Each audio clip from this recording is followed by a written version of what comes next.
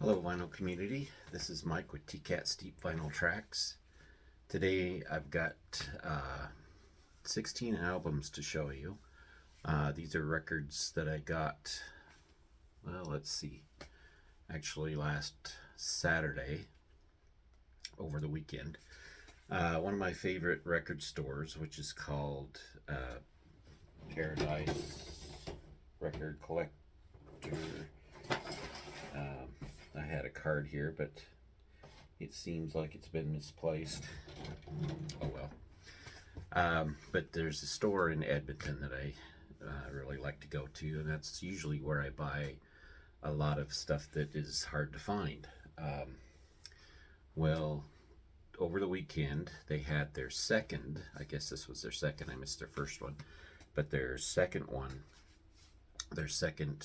Overstock sale, where everything that normally costs up to $25 they had on sale for $5. Things that they had multiple copies of that they need to get rid of. So they do mostly used records. They do some new records. There's a lot of unsealed stuff there, and there's a lot of stuff that you normally have to order from overseas. So I really like going there because I can pick up a lot of stuff that I can't order and I don't normally find around here. But when they have a $5 sale, you know that that's something you better look into. Apparently their first one was so successful that they held last month, they decided to do it again this month. And for this sale, they have two stores right next to each other. One store is mostly rock, pop, and some jazz and some things like that. The store next to that is only open on the weekends, and that one usually sells jazz, soul, a lot of other things, and it also sells a lot more of the rare, expensive stuff. So they're usually only open by appointment or on the weekends. But when they had the sale, they clear everything out and put in all their overstock, and that's what they did. Nothing was organized. As far as alphabetical or anything, you just had to dig through aisles and aisles of records. And I was there for 2 hours and maybe got through only half the store. So I had to leave the rest behind because of time constraints. But that only means that the next time they hold this, there'll be other things I can go there to get. So I went and picked up a bunch of stuff. Most of this is stuff that I've been looking for a while to fill in holes in my collection, and that others were bands that I was interested in getting, including this first one, which is a band called Joy of Cooking. Joy of Cooking is a band out of Berkeley, California. They are one of those many West Coast bands that came around about the same time. They existed from 1970 to about 1973. They weren't around a long time, but they did manage to release 3 albums, and this is their 3rd album. Their lead singer is Terry Garthwaite, and she's got a very good voice, a voice that sounds like it could be as powerful as Janis Joplin's voice, but she never goes over the top like Janis Joplin tended to do from time to time. And I really like that. I like her kind of restraint that she uses, but you can tell if she really wanted to, she could let go. This is kind of a folk blues rock type of music. There you go, there's the picture of the band. And just great stuff. I'm assuming I got there's 2 women in the band and 3 men. I'm not sure now that I look at this which one is the lead singer. I thought it was Terry. I'm pretty sure that's who it is because she went on to do some solo albums. But this is Joy of Cooking. Great album. It has mostly a lot of folk elements to it. There's the capital red label. And but they did tend to let go, and they use some flute, they use a lot of piano, there's some jazz elements, and it even gets into a little heavier music every once in a while. I highly recommend this if you have never heard them. Every once in a while I run into one of their albums. I think you should check them out. Joy of Cooking. Okay, next I found, this is the second album from this band. I believe they're from Ireland. Dexy's Midnight Runners. This is their big song, their big album that made them very popular here in North America. It has the song Come On Eileen on here, so of course it sold quite well, and I think it was really the only album that did real well in the States and in Canada. Good stuff. There's the back with the track listing, and their sleeve with the picture of the band there, and there's the custom labels. So that's a fun one to have. I'm looking for a good copy of that one. These are all great copies too. I mean, a couple of them were missing inner sleeves, but most of them had them. They're all clean. I see no scratches on any of them. Next, I got the second album. Well, no, this is actually the debut album from General Public, called All the Rage. This, of course, was a very popular album here in the States and in the UK, and just loaded with all kinds of hits. Hot You're Cool, Tenderness, a couple of others that I remember hearing back in the day. There's the other members of the band there. And happy to get this one. There's the inner sleeve. These, by the way, were all $5. Everything in that store was $5. I don't know if I already said that. There's the IRS label. And yeah, I mean, and there was a lot of stuff there. It was really hard to pick out, especially when you only have so much money you want to spend. The debut solo album by Sting, Dream of the Blue Turtles. Very familiar with this album, of course. I used to have it and had to get rid of it about 5 years ago. I've been on the search for another copy of it, and finally ran across this one there. Again, great shape. And of course it's the label pretty much everybody's familiar with as far as his debut album goes. And I also picked up an album by The Who, which I didn't have, The Who by Numbers. This particular album cover tends to get the aged look to it, since it's a lighter cover, but still in really good shape. See no tears or no seam cracks here on this particular copy, and it's on the MCA label. Nice clean copy of that. Of course, it has the hit squeeze box on it, and Slip Kid is also on this. Blue Oyster Cult's Cultosaurus erectus. I was hoping to find more Blue Oyster Cult there, because I really need to build that back up, but I did not have this one, and I did see this one for $5. Picked it up. Blue Oyster Cult seems to be going for quite a bit more money these days. There it is on the Columbia label. This is a great heavy progressive album. If you haven't heard it, probably not one of their most popular ones, but it did come during the time when they were at their peak, and definitely needs to be recognized a lot more, because it is a great album. And Blue Oyster Cult. Funny, I was talking to Steve on his channel, whatever it's called. A is for Apple, B is for Butthead, or whatever it is this week.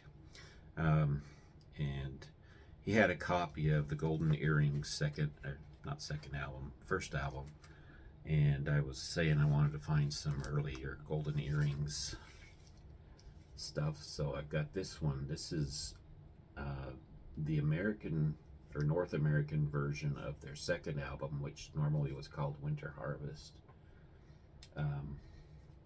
Golden Earring, otherwise known as the Golden Earrings, way back in the day when they first came out, sounded quite a bit different than what they became popular for. So this is all pre-Radar Love music, and has more of I don't know what you'd call it, more of a poppy sound to it, I guess, but still, just out of curiosity, out of interest for the band and everything, I've been wanting to find some of their earlier stuff, and so picked this one up. Again, all these are $5. This is Peter Gabriel's fourth self-titled album. This is the one that really broke it for him as a solo artist in North America, of course, with Shock the Monkey on there. There's also San Jacinto, The Family and the Fishing Net, Lay Your Hands on Me, great album by Peter Gabriel. And there's the inner sleeve, of course, and the Geffen label.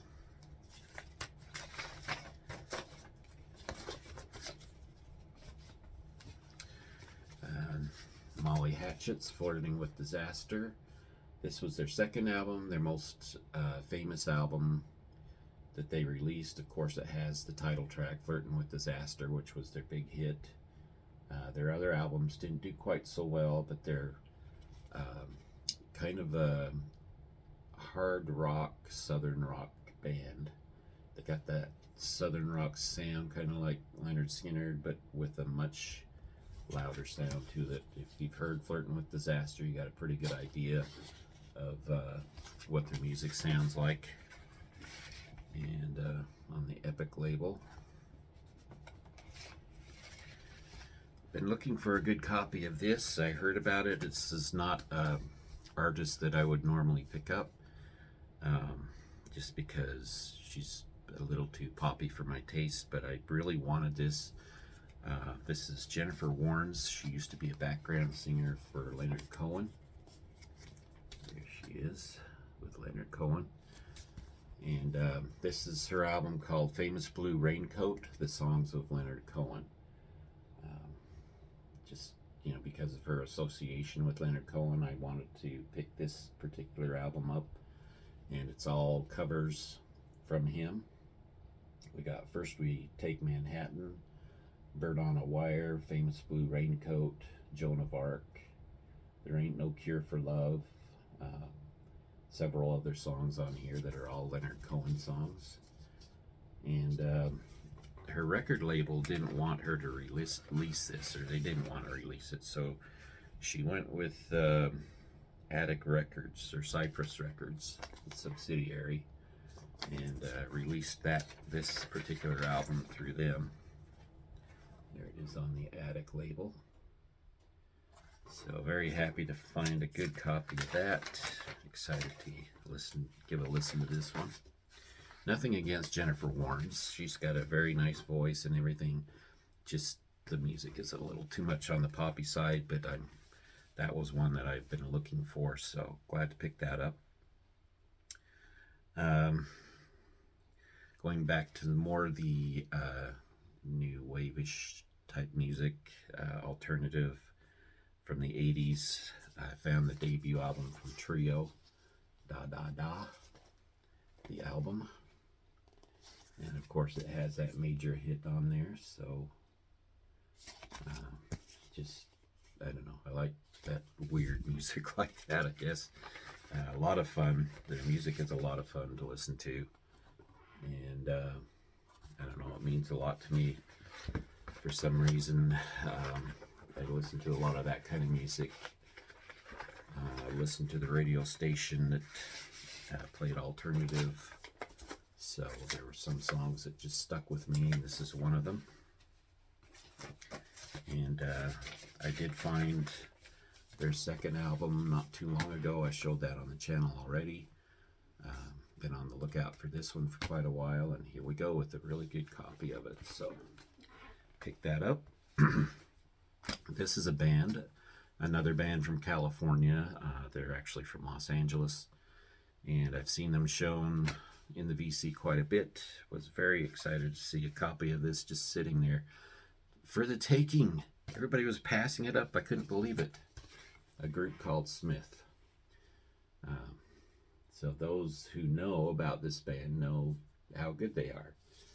I had to pick this up. I haven't seen it anywhere. This is the first time I've seen it up here in Canada. It's on the Dunhill record label. And they're kind of a psychedelic hard rock, blues rock style. Again, the lead singer here is Gail McCormick. And I'm not sure. I don't know a whole lot about the band. All I know is I've seen them featured a lot here in the VC. And just from what people were saying about them, I was very interested in picking this up and ran across the copy of it there. Of course, I'm a fan of Squeeze. I used to have this particular album. It's not Squeeze, but it is the two leads from the group Squeeze, Difford and Tilbrook. These are all songs by the two lead singers from that band, and they have a different band lineup to actually do the music than what they did with Squeeze. Here's the inner sleeve. And happy to find this one because I'm such a big Squeeze fan. I know there were some Squeeze fans that were not particularly pleased with this album. I don't know why. I think it's just as good as any Squeeze album. So there's that. Nick Kershaw. I finally found a good copy of The Riddle. I have to say this is one of my favorite albums from the 80s. I know a lot of people don't say a whole lot about Nick Kershaw, but I think this album is very underrated. Very good songs on it. I worked at the record bar when this came out, and I used to love to put this album on. I guess I was attracted to it from the very beginning. Don Quixote, Know How, Wild Horses, Easy, Wide Boy, The Riddle, all those songs are great, and they're part of the many songs that are on this particular album. There's the back. I like this album even better than his debut album, which is okay. I just think this one is so much better, and that may have to do with because of the sentimental value it has for me. I don't know, but I still listen to this and still think it's a wonderful album. Still love listening to it, so picked up a good copy of that. On the search for anything by Fleetwood Mac, and finally got a decent copy of their double album Tusk. This was the album that came out after the huge Rumors album, and it was their follow-up album. The record label did not like the fact that they were making a double album, but Lindsey Buckingham had a lot of pull, of course, because he made the group popular, and since they had such a huge album with Rumors, they went ahead and released this as a double album. They're all new songs, at least at the time they were new. And the interesting thing about this is it comes with the two inner sleeves, but within each inner sleeve is another inner sleeve, and inside that inner sleeve, of course, we have the record. There you go. So Tusk by Fleetwood Mac, and last of all, been wanting to get albums by this band, and finally found their debut album, The Church. This is the North American version of their debut album. Went under a different name. I can't think of the name of it right now. A different cover overseas in Australia. That's where the band is from. But I love the church. I love their music. Kind of a latecomer to them. But after hearing some of their later work, I got very interested in their style. Love the singing, love the jangle pop sound of their early stuff, and then they moved to a more progressive sound as they stuck around. So I finally got the Church debut album. There it is on the purple Capitol label. And that's it. All of those were $5. That's all. And everything in that store was $5. So I'll be watching for that to happen again, because that was such a great deal. Got all those great albums for less than $100, and so I was quite happy with that. $5 a piece. So thank you for watching, and we will talk to you the next time.